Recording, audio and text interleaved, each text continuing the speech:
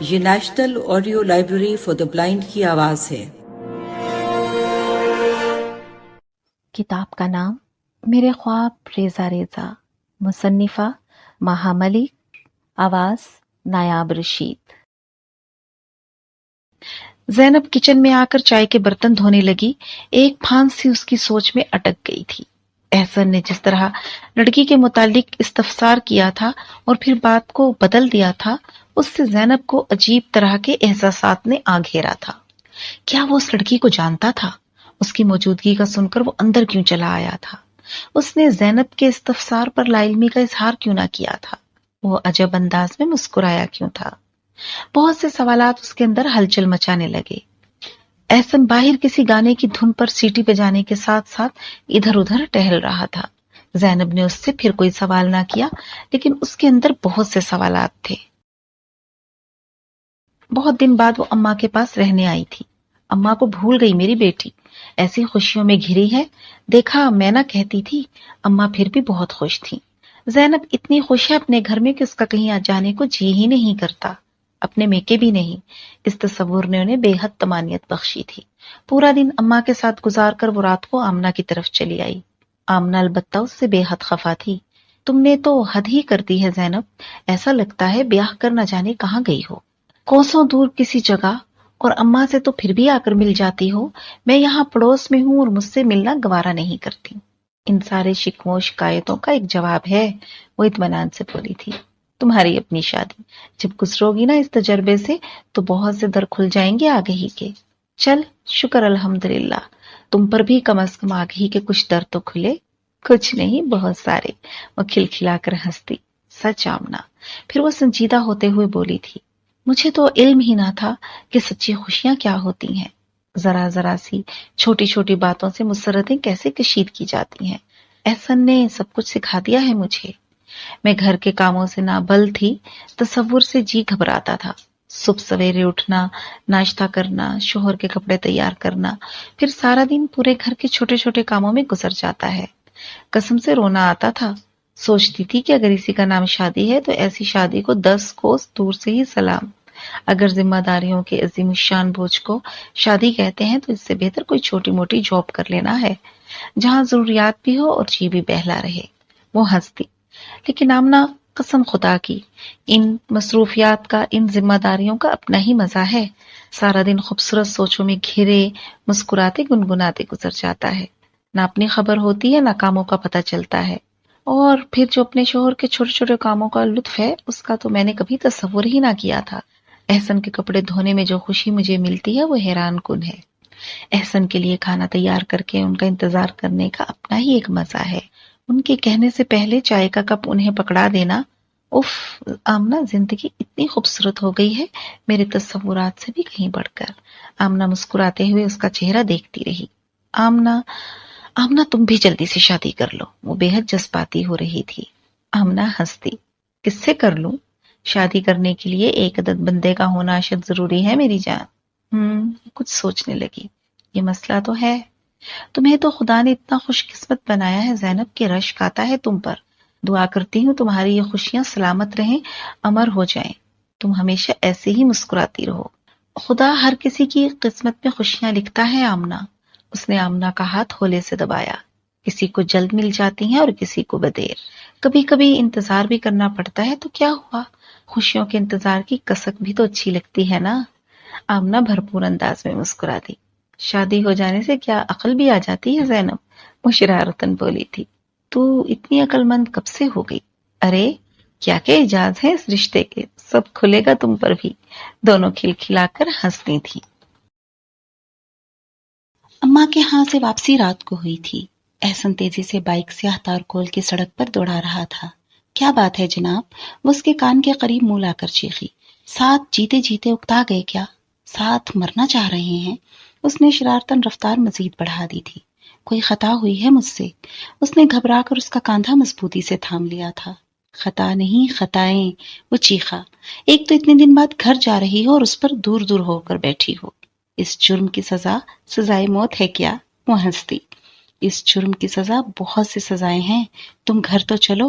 وہ اس سے زیادہ شوق ہو رہا تھا۔ پلیز احسن، آہستہ چلائے نا۔ وہ سنجیدہ ہوئی تھی۔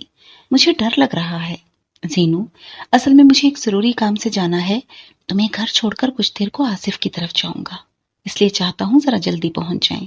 اس نے اپنی تیز رفتاری کی وضاحت کر دی۔ زینب خاموش ہو کر گزرتے مناظر دیکھنے لگی۔ گھر کے سامنے بائک روک کر وہ اس کے اترنے کا انتظار کرنے لگا۔ اس نے احتیاط سے اتر کر کیریئر پر لگا بیگ اتارا تھا۔ کب تک آئیں گے؟ گھنٹہ ڈیڑھ تو لگے گا۔ ہیں؟ وہ گھبرا گئی۔ میں کیا کروں تب تک؟ فرخندہ آپا تمہیں بہت یاد کر رہی تھی، تم ان کے پاس بیٹھو، میں 9 ساڑھے 9 بجے تک آتا ہوں۔ وہ بدمزہ ہو گئی۔ بھلا وہ فرخندہ آپا کے پاس بیٹھ کر کیا کرتی؟ ان دونوں کے مابین محض عمروں کا ہی فرق نہیں تھا بلکہ خیالات کا بھی بہت فرق تھا۔ وہ ان کی کمپنی میں خود کو بہت بے آرام محسوس کرتی تھی۔ اس سے تو بہتر تھا وہ اکیلی بیٹھ کر احسن کا انتظار کر لیتی، لیکن اس کے کچھ بولنے سے بیشتر ہی وہ بائک لے اڑا تھا۔ گھر کی چابی بھی ساتھ لے گیا۔ وہ فرخندہ آپا کے پورشن میں چلی آئی۔ السلام علیکم آپا۔ فرخندہ آپا ٹی وی لگائے بیٹھی تھی، اسے دیکھ کر کھل اٹھی۔ ارے میری زینب آئی ہے، ادھر آؤ ادھر آؤ، میں پیار کروں تمہیں۔ ان کے والہانہ استقبال سے اس کا دل قدرے صاف ہوا۔ وہ ان کے گلے لگ گئی۔ کیا کر رہی ہیں اکیلے اکیلے؟ وہ ان کے قریب ہی بیٹھ گئی۔ ہم نے کیا کرنا ہے بیٹا؟ وہ قدرے اداسی سے مسکرائیں۔ بیٹھے ہیں فارغ، صوفیہ چائے بنا رہی ہے۔ بتاؤ، مہمان میزبان کو بٹھا کر خود کچن میں گھسا چائے بنانا ہے، اچھا لگتا ہے کیا؟ لیکن یہ لڑکی سنتی ہی کب ہے؟ صوفیہ؟ ہاں سامنے رہتی ہے بیگ صاحب کی بیٹی، لیکن تم کہاں واقف ہوں گی ابھی؟ احسن تو خیر بخوبی واقف ہیں ان لوگوں سے، ٹھہرو ملواتی ہوں۔ صوفیہ بیٹی۔ کچن میں سے جو لڑکی برآمد ہوئی، زینب کے لیے اس کا چہرہ اجنبی نہ تھا۔ یہ وہی چھت والی لڑکی تھی جسے وہ کئی مرتبہ دیکھ چکی تھی۔ السلام علیکم، وہ قریب آ کر دھیمے لہجے میں بولی۔ وعلیکم السلام۔ زینب نے کھڑے ہو کر اس سے ہاتھ ملایا، ساتھ ساتھ اس کا بھرپور جائزہ بھی لیا۔ بڑی جاندار شخصیت کی مالک تھی وہ، رنگت سانولی لیکن حد درجہ پرکشش تھی، سیاہ بھنورا آنکھیں جن پر گھنی پلکوں کی باڑ تھی، کمر سے نیچے آتی بل کھاتی ناگن سے چوٹی، متناسب جسم، سنجیدگی اور متانت کی ایک گہری چھاپ اس کی شخصیت کا خاصہ تھی۔ لو بھائی صوفیہ، آج مل لو تم بھی، فرخندہ آپا کہہ رہی تھی۔ بہت شوق تھا نا تمہیں زینب سے ملنے کا؟ مجھ سے ملنے کا؟ زینب مسکرا دی۔ لیکن یہ کب جانتی ہیں مجھے؟ اس نے اپنی چھت سے بارہا دیکھا ہے تمہیں، 2-3 مرتبہ ملنے بھی آئی، لیکن تم اپنے میکے گئی ہوئی تھی۔ پوچھ رہی تھی احسن بھائی کی بیگم دور سے جس قدر خوبصورت نظر آتی ہے، کیا قریب سے بھی ویسی ہی ہیں؟ فرخندہ آپا زور سے ہنسی۔ میں نے کہا دور سے تو مجھے خبر نہیں کیسی نظر آتی ہے، ہاں قریب سے دیکھا ہے میں نے، شوکیس میں سجی گڑیا لگتی ہے، سفید موم سے بنی۔ زینب کے گال تپ گئے۔ اتنی زیادہ تعریف، وہ بھی منہ پر۔ وہ شرما سی گئی۔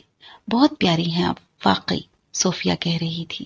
شکریہ، ویسے یقین جانے تو میں بھی آپ کے بارے میں یہی سوچ رہی تھی۔ بھائی بچیاں تو تم دونوں ہی پیاری ہو، اور مجھے تو کچھ زیادہ ہی اچھی لگتی ہو۔ فرخندہ آپا کھڑی ہوئی تھی۔ تم لوگ بیٹھ کر باتیں کرو، چائے میں نکال لاتی ہوں۔ دونوں وہیں صوفے پر بیٹھ گئیں۔ صوفیہ کوئی بات کرنے کی بجائے دونوں ہاتھوں کی انگلیاں آپس میں الجھا کر نظریں جھکائے بیٹھی تھی۔ نچلے ہونٹ کا کونا دانتوں سے کاٹتے وہ کسی اضطراب کا شکار لگتی تھی۔ زینب بھی خاموشی سے اسے دیکھتی رہی۔ فرخندہ آپا بھی ٹرے اٹھا کر چلی آئیں۔ لو بتاؤ، یہاں تو پہلے سے بھی زیادہ خاموشی ہے۔ ارے بھائی کوئی بات کرو، کچھ پوچھو ایک دوسرے سے، کچھ بتاؤ۔ تم دونوں سے زیادہ تو میں بول رہی ہوں۔ بچیاں تو بات کرتی، ہنستی، مسکراتی اچھی لگتی ہیں۔ وہ دونوں ایک دوسرے کو دیکھ کر مسکرا دی تھی۔ دل لگ گیا ہے آپ کا یہاں؟ صوفیہ نے رسمن پوچھا تھا۔ ہاں بالکل، وہ مسکرا اٹھی تھی۔ دل تو اس کا ایسا لگا ہے کہ نیچے میرے پاس بھی نہیں آتی۔ فرخندہ آپا ہنسی۔ دونوں میاں بیوی دنیا بھلا کر بس ایک دوسرے کے ہو بیٹھے ہیں، کیوں زینب؟ زینب شگفتگی سے مسکرا دی۔ صوفیہ خاموشی سے چائے بنانے لگی تھی۔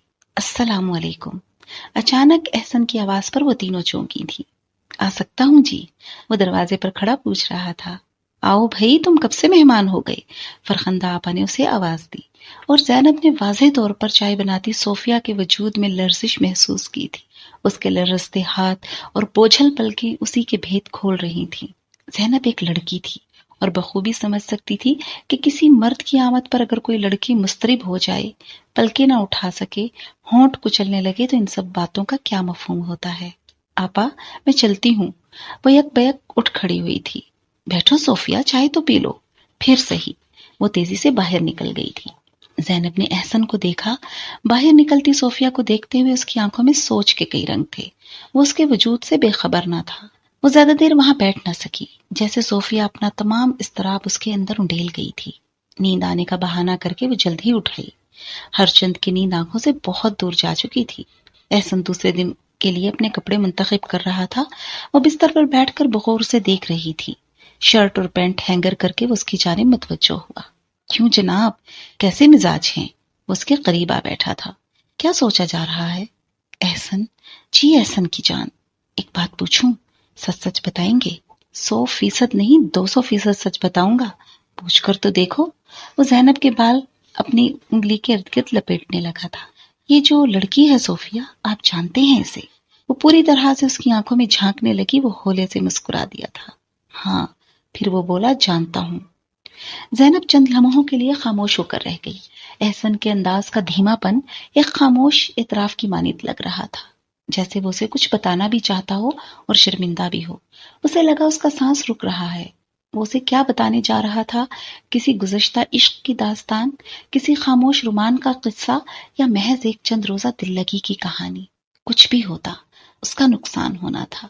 اس کا اعتبار، فکر و غرور، اپنی ذات کا مان چپ چاپ رخصت ہو جاتا۔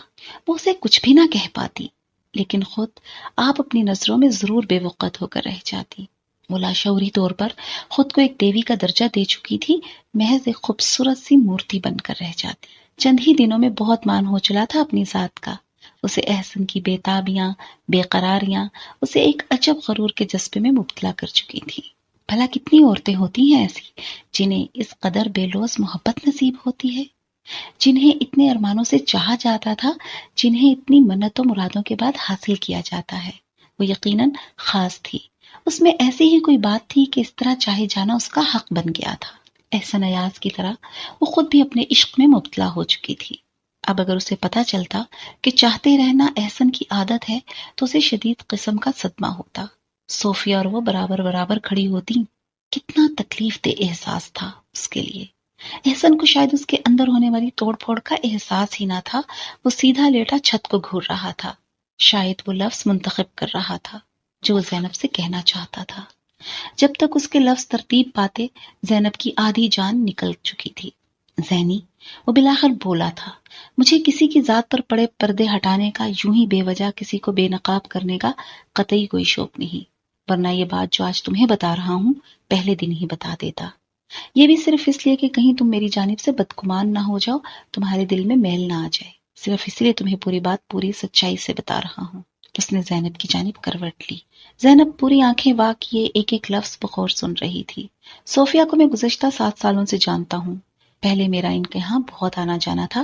اصل میں جن دنوں میں یہاں فرخندہ آپا کے پاس شفٹ ہوا، میرے حالات کچھ زیادہ اچھے نہیں تھے۔ مجھے ان دنوں اکثر و بیشتر پیسوں کی اشد ضرورت رہتی تھی۔ صوفیہ میٹرک کا ایگزام دے رہی تھی۔ فرخندہ آپا نے میرے پاس اس کی ٹیوشن رکھوا دی۔ یوں بیگ صاحب کے پاس میرا آنا جانا ہو گیا۔ زینب کے اندر سفید برف گرنے لگی۔ اتنا ہی سن کر اسے پورا یقین ہو چلا تھا کہ احسن اور صوفیہ کے درمیان کوئی ایسی راہ ضرور ہموار ہوئی تھی جو آج بھی صوفیہ کی یادوں میں روشن تھی۔ اس کے اندر کوئی شے آہستہ آہستہ پگھلنے لگی۔ احسن چند لمحوں کے لیے خاموش ہو کر رہ گیا، پھر بولا، صوفیہ کے نمبر میٹرک میں بہت اچھے آئے تھے۔ میں نے محنت بھی بہت کی اور اس پر آدھی آدھی رات تک جاگ کر میں اس سے پیپر کی تیاری کراتا تھا۔ پڑھنے میں اچھی تھی، محنت بھی خوب ہی تو اچھے نمبر لے آئی۔ بس پھر بیگ صاحب نے مجھے مستقل طور پر اسے پڑھانے کے لیے کہا اور میں نے بھی انکار نہ کیا۔ 3 سال تک میں نے اسے پڑھایا۔ اسے میڈیکل میں جانے کا شوق تھا، اس کے والد کی بھی یہی خواہش تھی۔ میں اپنے طور پر یہی کوشش کرتا رہا کہ اسے اس قابل بنا دوں کہ وہ عمدگی کے ساتھ پیپر سے اور اتنے اچھے نمبر حاصل کر سکے۔ اس دوران مجھے علم ہی نہ ہو سکا کہ کب صوفیہ کے دل میں چپکے سے کچھ نرم و نازک جذبے پرورش پا گئے۔ اس نے پڑھائی سے زیادہ دھیان مجھ پر دینا شروع کر دیا۔ اپنے روشن مستقبل کی بجائے وہ اپنی تنہائیوں میں مجھے سوچنے لگی۔ بخدا زینب، مجھے علم نہ ہوا، میری لگن اور میرے خلوص میں اس طرح کے کسی جذبے کا کوئی حصہ نہ تھا۔ میں نے ہمیشہ اپنے اور اس کے درمیان استاد اور شاگرد کا رشتہ سمجھا اور قائم رکھا۔ یہ میرے رویے کا ہی کمال تھا کہ اس کے گھر والے مجھ پر اس حد تک اعتبار کرتے کہ میں اسے رات گئے تک پڑھاتا رہتا اور کوئی شخص آ کر ہمیں ڈسٹرب نہ کرتا۔ ایک دن اسے پڑھاتے ہوئے اس کی کتاب میں رکھا ہوا خط میرے ہاتھ لگ گیا جو اس نے میرے تصور کو مخاطب کر کے لکھا تھا۔ جس دن مجھے اس لڑکی کے جذبوں کا علم ہوا، اس سے اگلے روز ہی میں نے اسے پڑھانے سے معذرت کر لی۔ میں فرشتہ ہونے کا دعویٰ نہیں کرتا، نہ ہی، لیکن بچپن سے ملی محرومیوں نے اور ستمکش حالات نے مجھے وقت سے پہلے ہی بہت کچھ سکھا دیا تھا۔ مجھے احساس تھا کہ مجھ پر بے پناہ اعتبار کیا گیا ہے اور مجھے ہر حال میں اس اعتبار کا مان رکھنا ہے۔ میں جانتا تھا کہ میں اپنے دامن پر کسی قسم کا دھبا، اپنے کیریئر پر کوئی بدنامی کا داغ مول لینے کے قابل نہیں ہوں، اور پھر سب سے بڑی، سب سے سچی بات یہ تھی کہ میرے دل میں اس لڑکی کے لیے کوئی جذبہ تھا ہی نہیں۔ میں نے کبھی اسے اس نظر سے دیکھا ہی نہیں تھا۔ اس نے ایک گہری سانس بھر کر بات کا سلسلہ منقطع کیا تھا۔ پھر زینب کا دل کسی انجانی قید سے آزاد ہو کر ہواؤں کی جانب چلا تھا۔ کیا رد عمل تھا صوفیہ کا؟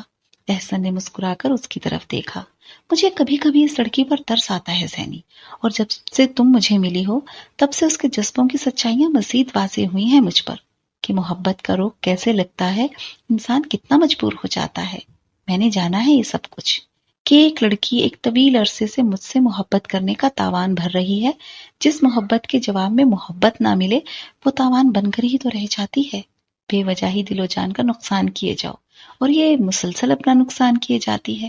میرے دھیان میں کھو کر پڑھائی یہ نہ کر سکی، انٹر کے بعد تعلیم کا سلسلہ ہی منقطع کر دیا۔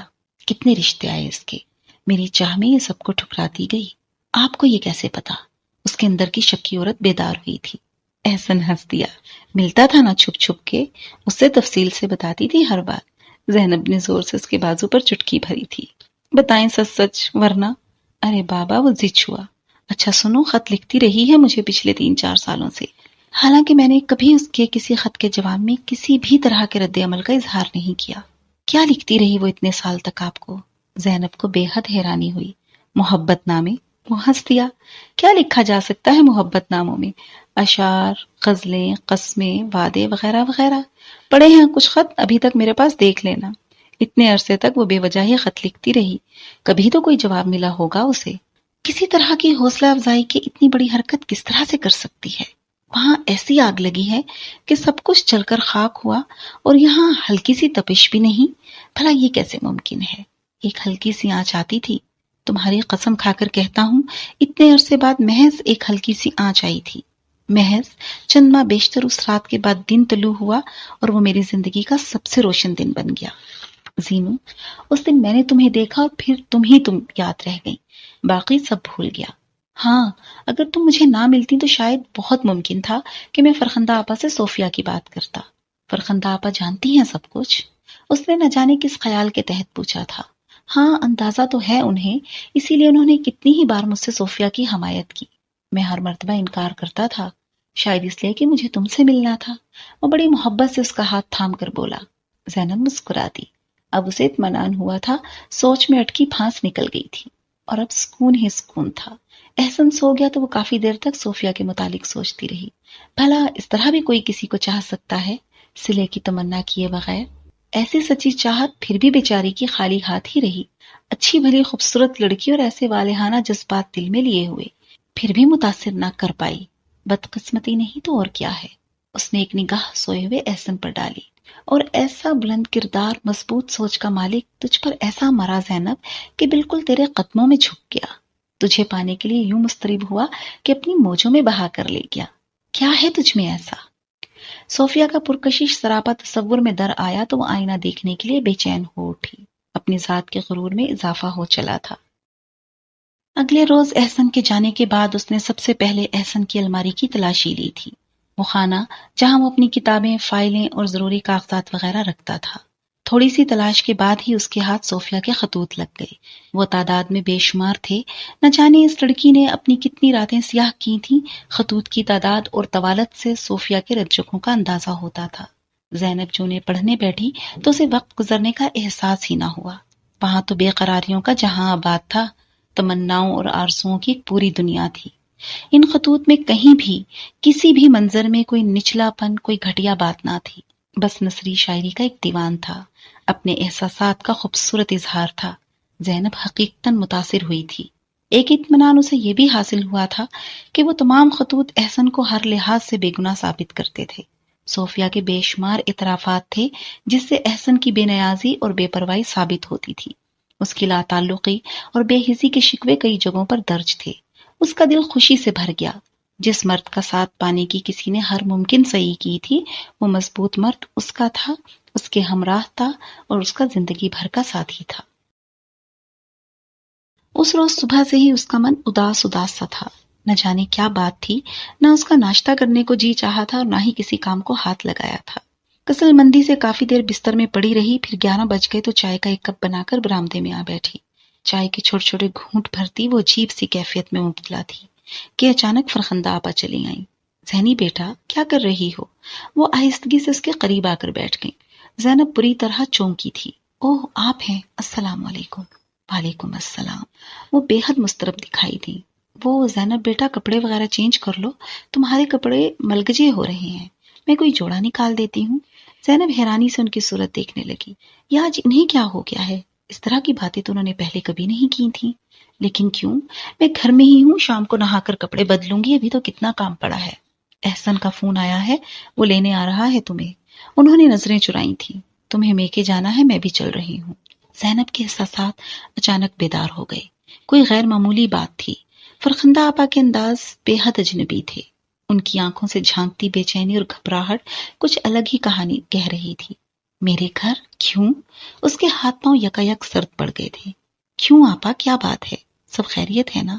خیریت نہیں ہے، وہ آہستگی سے بولی۔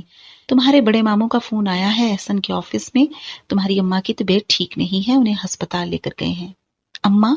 اس نے چیخ ماری۔ کیا ہوا اماں کو؟ میری اماں کو کیا ہوا ہے آپا؟ کیوں لے کر گئے ہیں انہیں ہسپتال؟ وہ پھوٹ پھوٹ کر روتی تھی۔ فرخندہ آپا اسے سنبھالنے کی کوشش کرنے لگی، لیکن وہ کسی طور ان کے قابو نہ آ رہی تھی۔ خود اس کے اپنے حواس اس کے قابو سے باہر ہو گئے تھے۔ اس کی پیاری عزیز جان اماں نہ جانے اکیلے میں کن مراحل سے گزری ہوں گی، اور کون انہیں ہسپتال لے کے گیا تھا، نہ جانے کتنی دیر وہ تنہا پڑی اسے یاد کرتی رہی ہوں گی۔ سوچ سوچ کر وہ بے حال ہوئے چلی جا رہی تھی۔ آنسو تھمنے کا نام ہی نہ لیتے تھے۔ تھوڑی دیر میں احسن بھی آ گیا۔ وہ جس صدمے سے گزرا تھا اس کے چہرے پر تحریر تھا۔ احسن، احسن میری اماں کو کیا ہوا ہے؟ وہ اس کا بازو جھنجھوڑنے لگی۔ بتاؤ نا احسن، وہ ٹھیک ہے نا؟ صبر زینو صبر۔ احسن نے اسے خود سے لگا لیا۔ صبر سے کام لو، جانے والوں کو تکلیف ہوتی ہے۔ اس کے چند الفاظ نے اسے سب کچھ سمجھا دیا۔ ایک چیخ مار کر اس کے بازوؤں میں جھول گئی تھی۔ اس کی پیاری ماں ہمیشہ کے لیے اسے چھوڑ گئی تھی۔ پھر کتنے دن اداس گزرے تھے، اسے ان دنوں کی تعداد بھی یاد نہ تھی۔ بس اتنا جانتی تھی کہ وہ خوش ہونا بھول گئی تھی۔ اس کا اندر بالکل خالی، بالکل بے رنگ ہو گیا تھا۔ کسی بھی بات پر کوئی رنگ ابھرتا ہی نہ تھا۔ کتنے ہی لوگ اس کی دلجوئی میں ہمہ وقت مصروف رہتے تھے۔ احسن، فرخندہ آپا، کتنی ہی مرتبہ تو صوفیہ بھی بیٹھ کر گئی تھی۔ آمنہ کتنے ہی چکر لگا گئی تھی، اس کا دل اداس ہی رہتا تھا۔ اماں کے جانے کے بعد اسے احساس ہوا تھا کہ اماں اس کے لیے کیا تھیں۔ وہ ایسا مہربان صاحبان تھیں جس نے کبھی حالات کی تیز دھوپ اس پر پڑنے نہ دی تھی۔ وقت کا ہر بار خود پر سہ کر انہوں نے اس کی حفاظت کی تھی۔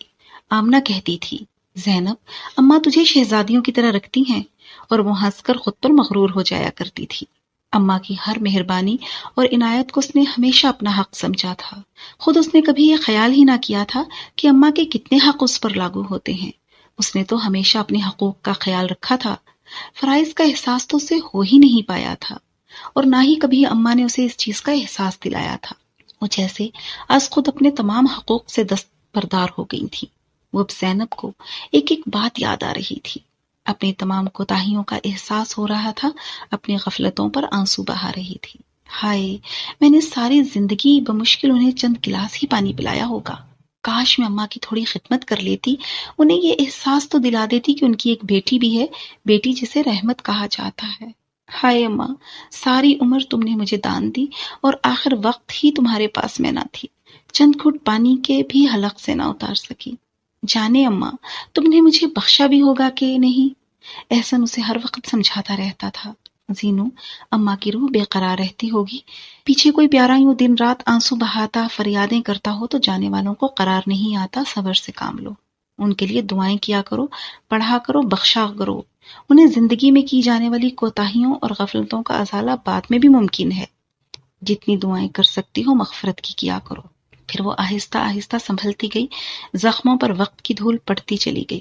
چند ماہ میں وہ نارمل ہو چکی تھی۔ زندگی بڑی سیدھی سادی سی ڈگر پر رواں تھی۔ وہ اپنے حالات میں مگن ہو چکی تھی، احسن کے ساتھ اپنے حالات میں مگن ہو چکی تھی کہ جب اس کے حال کی پرسکون جھیل میں اچانک ہی کنکر آ گرا تھا۔ اس روز وہ روزمرہ کے کاموں سے فارغ ہو کر چند لمحوں کے لیے لیٹی تھی۔ سردیوں کا چل چلاؤ تھا، موسم میں پھیلی ہلکی سی تپش جسم کو بہت بھلی معلوم ہوتی تھی۔ اس کا نہانے کا ارادہ تھا، مگر لیٹ کر اسے اتنا سکون محسوس ہوا کہ وہ چند لمحوں میں ہی غافل ہو گئی۔ کسی نے بے حد آہستگی سے اس کا شانہ ہلایا۔ زینب چونک کر بیٹھ گئی، پھر سامنے کھڑی ہوئی ہستی کو دیکھ کر مارے خودی کے اس کی چیخ ہی نکل گئی، ارے فارحہ تم! وہ اٹھ کر اس سے لپٹ گئی، یوں اچانک بنا کسی اطلاع کے۔ بس سوچا تمہیں سرپرائز دوں، وہ مسکراتے ہوئے کہہ رہی تھی۔ محض اس سرپرائز کے لیے کتنی مشکلوں سے گھر ڈھونڈا ہے تمہارا۔ میرا ڈرائیور بھی زچ ہو گیا تھا، کہہ رہا تھا بی بی جان کون رہتا ہے آپ کا ان تنگ تنگ گلیوں میں۔ زینب کے چہرے پر ایک رنگ آ کر گزر گیا تھا۔ کہاں اللہ میاں جی کے پچھواڑے گھر لے لیا ہے زینب، سچ بہت مشکل ایڈریس ہے۔ اچھا تم بیٹھو تو صحیح، ساری باتیں کھڑے کھڑے کر لو گی کیا؟ اس نے مسکرا کر اس کو بیڈ کی جانب دھکیلا۔ اور یہ جسم کہاں چلا ہے تمہارا؟ فارحہ بغور اس کا جائزہ لے رہی تھی۔ پریگننٹ ہو کیا؟ ہائیں، زینب کو دھچکا لگا تھا۔ میں تمہیں پریگننٹ لگ رہی ہوں؟ میں کیا اتنی موٹی ہو گئی ہوں؟ سچ بتاؤ فارحہ، قسم کھاؤ۔ بائی گاڈ زینب، میں تو یہ سمجھی، دیکھو نا کتنا پیٹ نکل آیا ہے تمہارا، کولہے پھیل رہے ہیں اور کوئی کیا سمجھے گا۔ وہ بے تکلفی سے ہنستے ہوئے بستر پر بیٹھ رہی تھی۔ لگتا ہے بالکل توجہ دینا چھوڑ دیا ہے خود پر۔ مجھے دیکھو، پابندی سے سلیمنگ سینٹر جاتی ہوں، میٹھا بالکل چھوڑ رکھا ہے، کھانے سے زیادہ جوسز وغیرہ پر گزارا کرتی ہوں۔ یاد ہے تمہیں شادی سے قبل کتنی موٹی ہو گئی تھی میں؟ ہاں ہاں، زینب نے غیر دماغی سے سر ہلایا۔ کافی کنٹرول کر لیا ہے تم نے تو۔ اصل میں اس کا دماغ فی الوقت کسی اور نہج پر کام کر رہا تھا۔ احسن گھر پر نہیں تھا اور وہ سوچ رہی تھی کہ فارحہ کی تواضع کیسے اور کس چیز سے کرے۔ کھانے میں اس نے سبزی بنائی ہوئی تھی، مہینے کا آخر تھا اور فریج میں گوشت کا نام و نشان تک نہ تھا۔ پہلے تو یہ بتاؤ کتنی دیر کے لیے آئی ہو؟ نیچے ڈرائیور موجود ہے یا چلا گیا؟ اس نے فارحہ سے پوچھا۔ میں تو دیر تک کے لیے آئی ہوں، ڈرائیور کو میں نے بھیج دیا ہے، رات کو ہی آئے گا، وہ ٹیک لگاتے ہوئے بے پرواہی سے بولی تھی۔ نیچے گیٹ کھلا تھا؟ زینب کو اپنی بے خبری کا احساس ہوا۔ ہاں، کوئی خاتون کھڑی تھی گیٹ پر، ان سے ہی پوچھ کر تو بے دھڑک چلی آئی اوپر۔ بائی دا وے، کون ہے یہ موصوفہ؟ پورا انٹرویو لے کر چھوڑا ہے مجھے، جیسے چہرے سے جیسے میں ڈاکوؤں کی رانی معلوم ہوتی ہوں۔ وہ ہنسی۔ ہاں، کچھ ایسی ہی ہیں یہ، زینب قدرے بدمسکی سے بولی۔ مالک مکان ہے۔ خدا را یہ علاقہ تو بدلو زینب۔ فارحہ کو پھر یاد آیا تھا، اس سے بہتر علاقے میں تو تمہارا میکا تھا۔ اور ہاں، یاد آیا۔ پھر وہ بولی، اماں کا سنا تھا میں نے، بھائی بتا رہا تھا۔ سچ زینب، 2 دن روتی رہی ہوں میں، بہت افسوس ہوا، کاش کہ میں یہاں ہوتی۔ بس فارحہ، اس نے ٹھنڈی آہ بھری۔ اللہ میاں نے زیادہ امتحان نہیں لیا ان کا، تنہا عمر بسر کرنا ایک امتحان ہی تو ہے۔ پاس کوئی چاہنے والا نہیں، صبح سے شام تک کوئی پوچھنے والا نہیں، میں بھی روز کہاں جا پاتی تھی۔ گھبرا گئی تھی اماں، اسی لیے ایک دن خاموشی سے چلی گئی۔ اس کی پلکوں پر پھر آنسو چمکنے لگے۔ خدا تمہیں صبر عطا فرمائے۔ فارحہ نے خلوص سے اس کا ہاتھ تھپکا۔ اچھا تم ذرا بیٹھو، میں آتی ہوں۔ وہ فارحہ سے معذرت کر کے کمرے سے نکل آئی۔ اس کو تو کچھ سمجھ ہی نہیں آ رہا تھا کہ اسے کیا کرنا ہے۔ شادی کے بعد اتنے عرصے میں ایسا کوئی وقت آیا ہی نہ تھا۔ اس نے بے وجہ ہی فریج کھول کر جھانکا، خالی فریج اس کا منہ چڑھا رہا تھا۔ وہ کچن میں چلی آئی۔ چنگیر میں چند روٹیاں اور پاس پڑی ہانڈی میں آلو کا سالن، سبھی کچھ اس کے علم میں تھا، پھر بھی وہ نہ جانے کیا دیکھتی پھر رہی تھی۔